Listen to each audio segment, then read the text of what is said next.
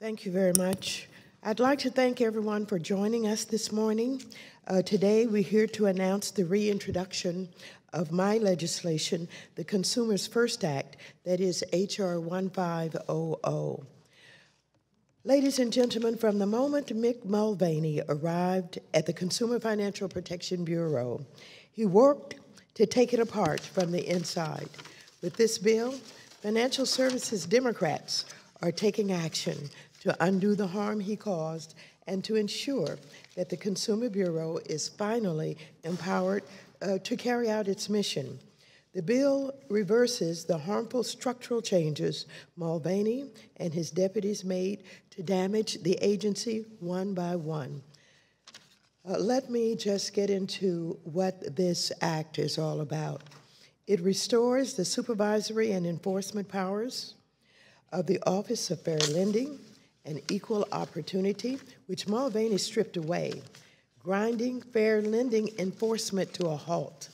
It reestablishes a dedicated student loan office, which Mulvaney closed, and requires adequate staffing, including for supervision and enforcement. It reinstates the agency's Consumer Advisory Board, which Mulvaney dismissed. It requires the agency's consumer complaint database remain transparent and publicly accessible. It resumes the Consumer Bureau's supervision of financial firms for Military Lending Act compliance to ensure that service members are not ripped off. It encourages greater cooperation with other government agencies like the U.S. Departments of Education and Defense. And it limits the number of political appointees that the Consumer Bureau can hire following Mulvaney's installation of no less than 12 political appointees in agency roles. So I consider the Consumer Financial Protection Bureau to be the centerpiece of the Dodd-Frank Wall Street Reform and Consumer Protection Act. Under the leadership of the former director, that was Richard Cordray, the agency operated as Congress intended and helped people around the country with their mortgages, credit cards, student loans, and other financial products and services. Under his leadership, the Consumer Bureau cracked down on financial institutions that had harmed consumers and returned nearly $12 billion to over 30 million consumers. Now, Trump's appointees are trying to put a stop to that critical work. Democrats on this committee will fight every day to make sure that the Consumer Bureau is able to work toward its mission of protecting consumers. That's what the Consumer First Act is all about. With that, I will now call on Representative Karen Maloney, who is the chair of the Subcommittee on Investor Protection, Entrepreneurship, and Capital Markets. Thank you, and I want to thank the chairlady of this committee for putting this legislation in and putting a spotlight on it, and it is definitely a Democratic priority, a must-pass bill. And I would say an example of what a Democratic majority in the House makes for consumers. I think we need to remember why we created the Consumer Financial Bureau in the first place.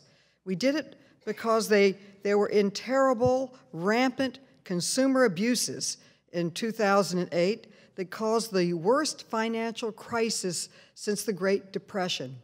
Economists and experts said that it was the first financial crisis that could have been prevented if you had had good management. 8 million people lost their jobs, 6 million lost their homes, and over $15 trillion in household wealth was destroyed because of that mismanagement. With stronger consumer protections and with this bureau, the crisis never would have happened. And it was one of the most important parts of the reform bill of Dodd-Frank. That's why it's so important to undo all the damage that Mick Mulvaney did while he was acting as the director of the CFPB. This just restores the protections that he had removed. I also want to highlight why the Consumer Bureau is so very important to me personally. It has done great work in implementing a bill that I authored called the CARD Act, which reformed credit cards and cracked down on unfair, deceptive, and anti-competitive practices. When we were writing the CARD Act, everyone in the industry said that these requirements in stopping these abuses would cause credit to completely evaporate, and it would make it harder for consumers, and it wouldn't save consumers all that much money. Well, it's important to have data, and that's what the Consumer Financial Bureau does. It's data-driven, and they developed the data that showed that the CARD Act, under Director Cordray, they found that the CARD Act had actually increased, and that the credit had increased, and that the bill had saved consumers over $16 billion, as in B, in unnecessary fees, and that's in 1 year. That's $16 billion back into the pockets of consumers. I call it the Democratic Financial Services stimulus bill, because it put the money back into the consumer's hands.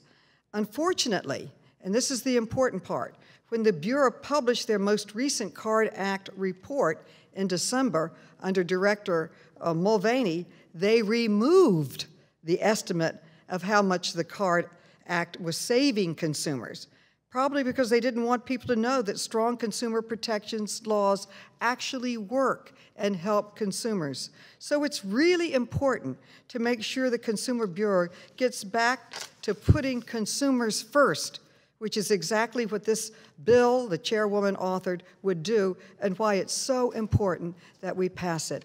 Thank you so much. Next, we will have Representative Al Green, the chair of the subcommittee on oversight and investigations. Thank you, Madam Chair. And Madam Chair, it is a preeminent privilege to serve under your leadership.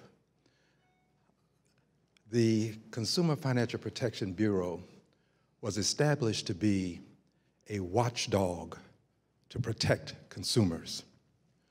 Unfortunately, under this administration, there have been efforts to make it a lapdog for predators.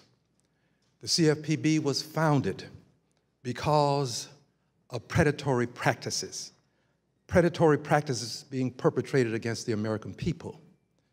It was founded to deal with the predatory practice of allowing loan originators to collude with lenders and allow the originator to qualify a person for a loan at, say, 5%, and then charge that person with a loan of 10%,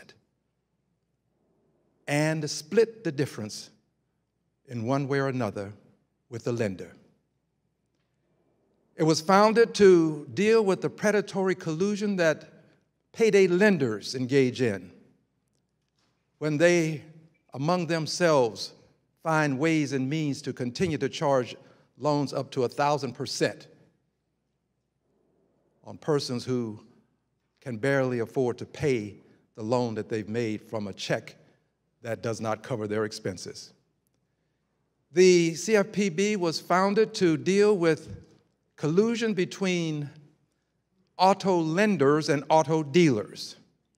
The dealers set the amount of the loan in terms of the interest rate, and they can set it within a certain range such that they can keep some of the profits originated by way of the interest rate.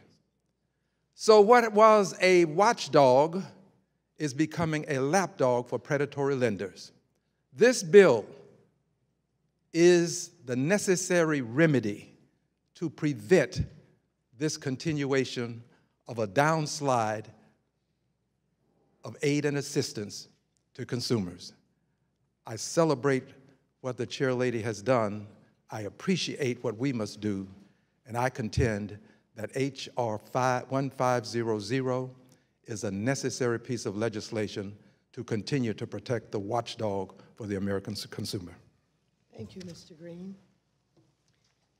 Next, we will have Representative Joyce Beatty, Chair of the Subcommittee on Diversity and Inclusion. Thank you. I would like to thank Chairwoman Waters for the Consumer First Act and for her steadfast leadership of the Financial Services Committee and her unwavering commitment to ensuring the Consumer Financial Protection Bureau puts the interest of American consumers first. Unfortunately, the same cannot be said for the Trump administration, who has worked hard to undermine, to undercut, and to dismantle the agency at every turn since its creation some 10 years ago. Under Trump's CFPB Director Mulvaney, the CFPB has reduced transparency and accountability, weakened enforcement, including for fair lending, and become more interested in helping payday lenders who allegedly misled consumers and charged exorbitantly high interest rates rather than protecting the American consumers they were sworn to serve.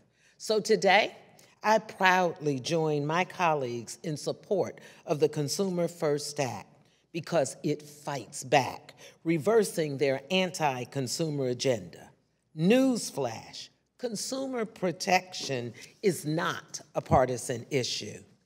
And a fact worth repeating, that the CFPB has returned over $12 billion to more than 30 million consumers, Democrats and Republicans, in less than 10 years, beginning with the Obama administration. I bet the 30 million defrauded consumers and their families who received help from CFPB surely didn't think it was a partisan issue and certainly applaud Democrats for standing up with them. More importantly, it is not a partisan issue to hold companies accountable, and that is exactly what Congresswoman Waters' bill does, to make sure no matter who is running the Consumer Financial Protection Bureau, there are protections that guard against the rogue director from dismantling the CFPB from the inside and out and halting this important work. The Consumers First Act will prevent such actions, and I stand here and join my colleagues in supporting it. Thank you. Thank you very much.